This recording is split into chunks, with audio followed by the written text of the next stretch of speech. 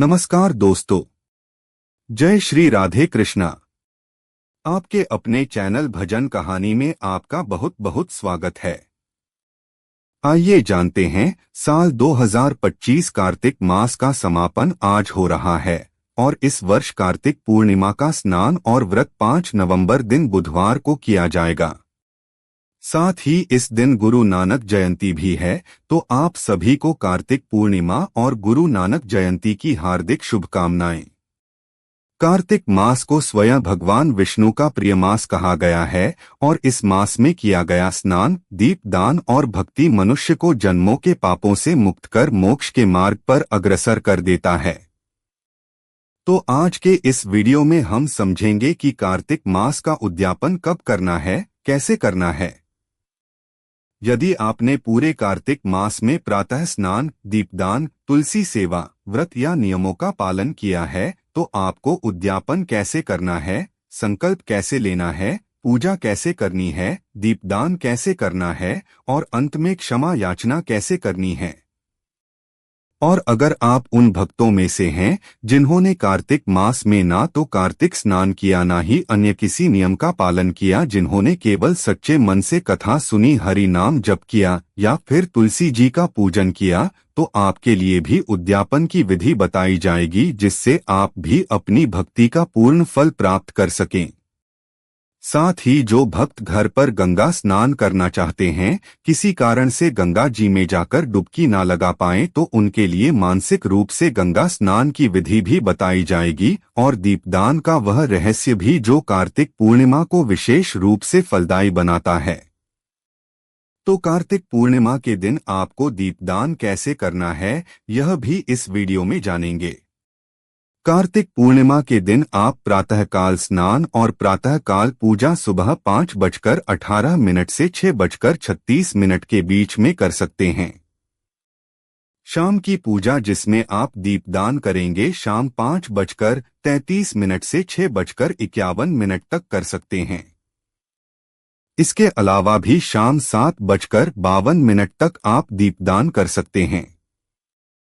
और इस दिन चंद्रोदय होगा शाम 5:27 पर, जिस समय आप चंद्र देवता की पूजा करके चंद्र देवता को अर्घ्य देकर पूर्णिमा का उपवास खोल सकते हैं। पूर्णिमा तिथि के दिन कार्तिक मास का उद्यापन आप शाम तक कर सकते हैं। और अगर आप पूर्णिमा का भी उपवास रखते हैं तो आपको दोनों ही नियमों का पालन करना चाहिए। तो ऐसे में जो लोग पूर्णिमा का व्रत रखते हुए अन्न ग्रहण नहीं करते हैं, तो उन्हें उद्यापन करते समय प्रसाद रूप में केवल फलाहार ही ग्रहण करना चाहिए। पूर्णिमा तिथि के दिन सुबह ब्रह्मा मुहूर्त में उठकर या तो गंगा जी में स्नान करने जाएं या किसी अन्य पवित्र नदी में या कुंड में स्नान करें। नहीं तो घर पर ही मां गंगा का ध्यान करके नहाने के पानी में गंगाजल और काले तिल मिलाकर स्नान करें। स्नान करने से पहले दोनों हाथ जोड़कर पूर्व दिशा की ओर मुंह करके इस प्रकार से ध्यान करें, हे मां गंगा, आप स्वयं विष्णु पाद से प्रकट हुई हैं। आपकी धारा में स्नान करने मात्र से जन्मों जन्मों के पाप नष्ट होते हैं। हे मां गंगे, कार्तिक मास में मैंने यथाशक्ति नियम स्नान, दीप दान, पूजा और सेवा का पालन किया है। जो कमी त्रुटि या भूल मुझसे जाने अनजाने में हुई हो उसे क्षमा कर मुझे अपने पावन जल के समान निर्मल बनाइए। मेरे मन, वचन, कर्म सब कुछ आपकी कृपा से पवित्र हो जाए। इस प्रकार प्रार्थना करने के बाद यदि गंगा जी में स्नान कर रहे हैं तो 3 बार डुबकी लगाकर इस मंत्र को बोलें। घर पर स्नान कर रहे हैं तब भी इस मंत्र को बोलें, ओम गंगे च यमुने चैव गोदावरी सरस्वती नर्मदे सिंधु कावेरी जले अस्मिन् सन्निधिं कुरु। इसके बाद मंदिर में गंगाजल छिड़ककर पूजा की तैयारी करें। सबसे पहले एक दीप जलाएं और अपने आराध्य देवी देवताओं का ध्यान करें। भगवान श्री कृष्ण का, भगवान विष्णु और मां लक्ष्मी जी का ध्यान करें। शालिग्राम भगवान तुलसी माता का ध्यान करें और अपने हाथ में थोड़े से जल और अक्षत और पुष्प लेकर इस प्रकार से कहें कि हे प्रभु, मेरे सभी पापों के क्षय के लिए और आपकी प्रसन्नता के लिए आज मैं कार्तिक व्रत का उद्यापन कर रही हूँ या कर रहा हूँ, और संकल्पित जल पुष्प अक्षत को भूमि पर या किसी पात्र में छोड़ दीजिए। अब भगवान विष्णु और तुलसी माता की पूजा करें। माँ लक्ष्मी जी की पूजा करें। श्री हरि को तुलसी दल, चंदन, पुष्प, धूप, दीप, नैवेद्य अर्पित करें। तुलसी माता को कुमकुम, लाल चूड़ियां, सिंदूर, वस्त्र और पुष्पमाला अर्पित करें। इसी तरह से मां लक्ष्मी जी का भी पूजन करें। कार्तिक पूर्णिमा की कथा सुनें। कार्तिक स्नान की या पंच भीखु यदि आपने किए हैं तो जो भी कथाएं आप नित्य नियम से सुनते आए हैं उन्हें आप सुबह के समय सुनें और उसके बाद कपूर जलाकर आरती उतारें और सबसे अंत में भोग लगाकर क्षमा याचना करें। फिर दिन भर उपवास करें। शाम के समय आपको एक बार फिर से विधि विधान से पूजा करनी है और अपनी सामर्थ्य के अनुसार जो कुछ भी आप दान किसी निर्धन व्यक्ति को या किसी ब्राह्मण और ब्राह्मणी को दे सकें। जैसे सुहागिन ब्राह्मणी के लिए सुहाग की सामग्री, वस्त्र और दक्षिणा, साथ में फल, मिठाई, मेवे और या फिर खीर बनाने की सामग्री आप दान में दे सकते हैं।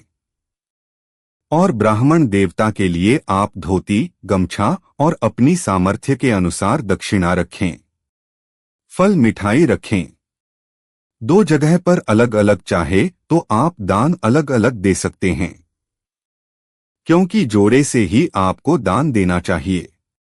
और जिनकी सामर्थ कुछ भी दान देने की ना हो, जिन्होंने कार्तिक मास की कथाएं सुनी या नियम पालन किया है, वह इस दिन गौ माता के लिए भी भोजन का एक हिस्सा निकालकर गौ माता को खिलाकर भी उद्यापन कर सकते हैं। लेकिन जिनकी सामर्थ होती है उनको अपनी सामर्थ्य के अनुसार ही उद्यापन करना चाहिए। शाम के समय आप चंद्र देवता का पूजन करें और फिर चंद्र देवता का पूजन करने के बाद आपको दीप दान करना है। तो दीपदान आप चाहे तो 365 बातियां एक दिए में रखकर जला सकते हैं। अगर अलग अलग 5 दिए जलाना चाहते हैं तो सभी दियों में अलग अलग 365 बातियां आपको बनानी है।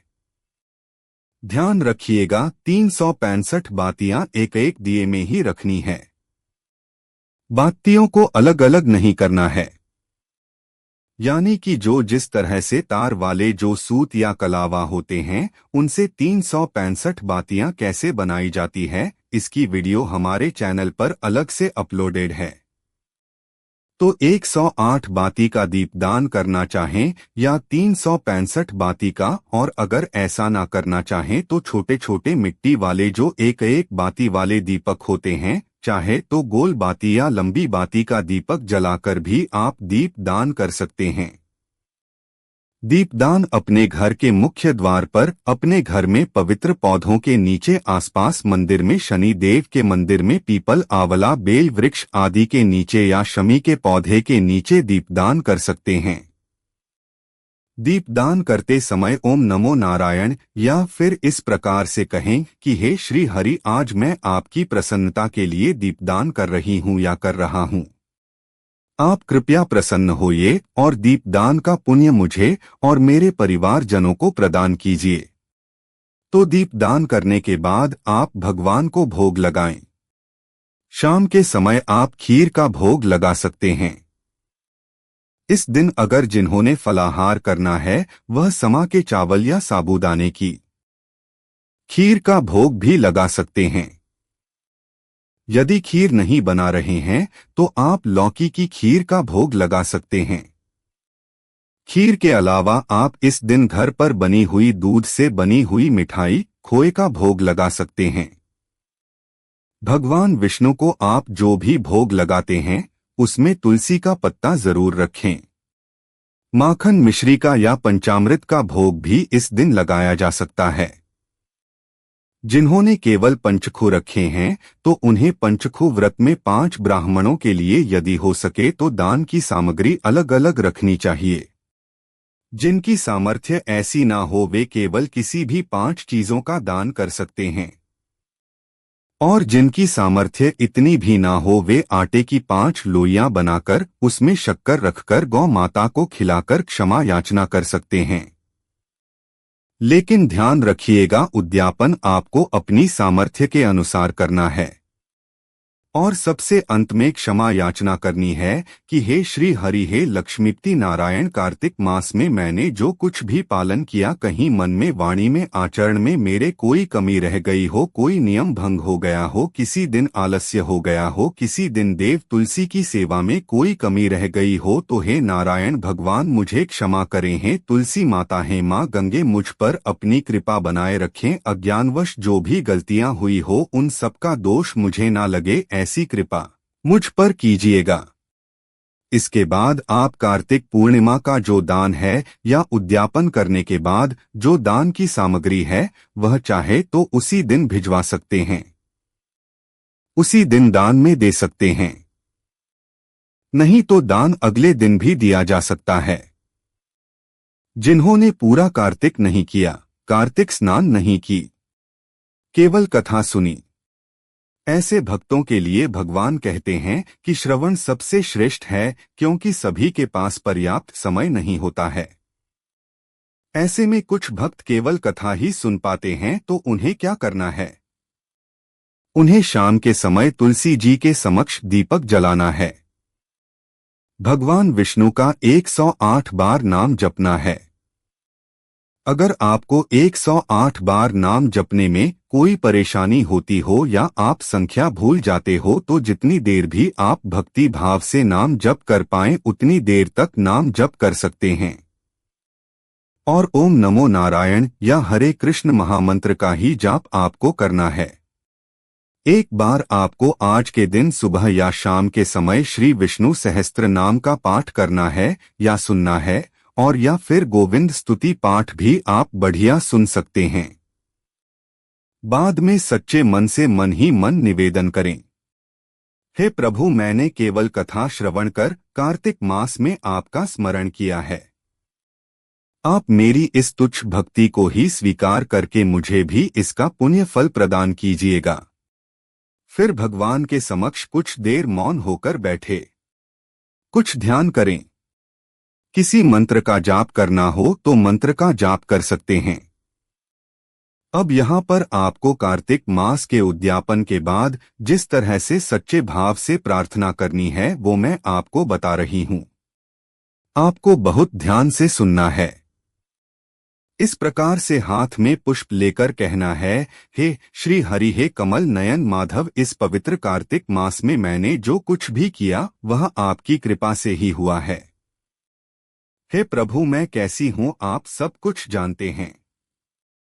मेरी श्रद्धा भी आप ही हैं, मेरी भक्ति भी आप हैं, मेरा तो जीवन भी आप ही हैं। मैं क्या अर्पित करूं प्रभु, सब कुछ तो आपका ही है। कार्तिक मास में अगर कभी मेरा मन विचलित हुआ हो, कहीं नियम में कोई कमी रह गई हो, कहीं समय का अभाव हुआ हो, कहीं भाव में कोई कमी रह गई हो, तो हे नाथ क्षमा कीजिएगा। मैं तो छोटी हूँ, आप ही मेरे साक्षात सहारा हैं।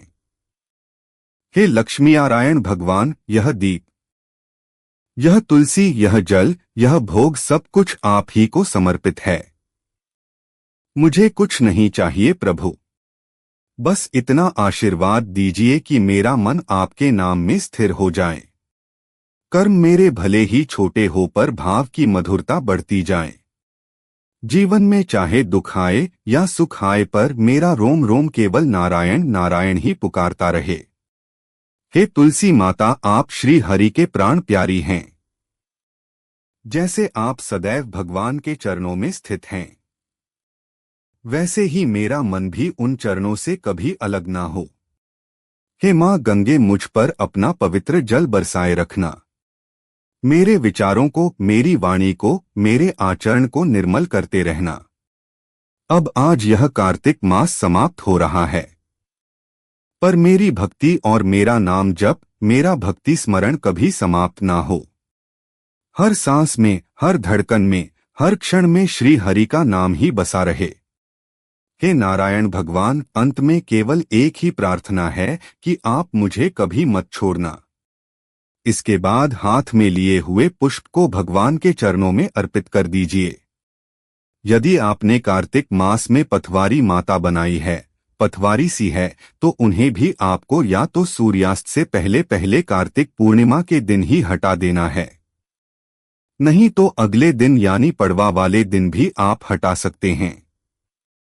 जिनके लिए आपको ईंटों को हटाना है और जितने भी ज्वारे बाजरे आपने बोए हुए हैं जो हरे भरे हो गए हैं, उन्हें आप गौ माता को खिला दीजिए। जो बाकी बची हुई मिट्टी है उसे अपने घर के पौधों में गमलों में डाल दीजिए और उस जगह को हाथ जोड़कर प्रणाम कीजिए।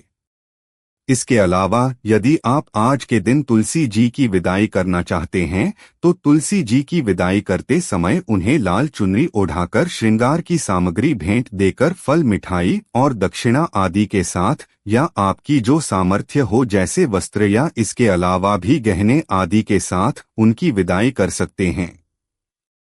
क्योंकि बहुत से लोग कार्तिक पूर्णिमा तक तुलसी माता को अपने घर पर पधराए रखते हैं और उसके बाद उनकी विदाई करते हैं। तो अगर आप विदाई नहीं करना चाहते तो जिस तरह से आप नियमित रूप से तुलसी माता की पूजा सेवा करते आए हैं उसी तरह से करते रहिएगा। अगर आपके पास पीला पटका है, तुलसी माता का आपने भगवान शालिग्राम या भगवान विष्णु के साथ विवाह कराते समय पीला पटका रखा है तो उसको भी आपको दान में दे देना चाहिए। और अगर आपने पंचभीखु व्रत के दौरान घर में कलश की स्थापना की है, नारियल रखा हुआ है, तो उसका भी आपको दान करना चाहिए। आसपास के मंदिर में आप दान में भिजवा सकते हैं, नहीं तो किसी भी निर्धन व्यक्ति को आप दान की सामग्री दे सकते हैं। बाकी जो भी फूल पत्ते आदि होते हैं, अक्षत होते हैं, उनका हमें विसर्जन करना होता है। तो यह थी आज की वीडियो। अगर जानकारी पसंद आई हो तो प्लीज वीडियो को लाइक जरूर कीजिएगा। धन्यवाद।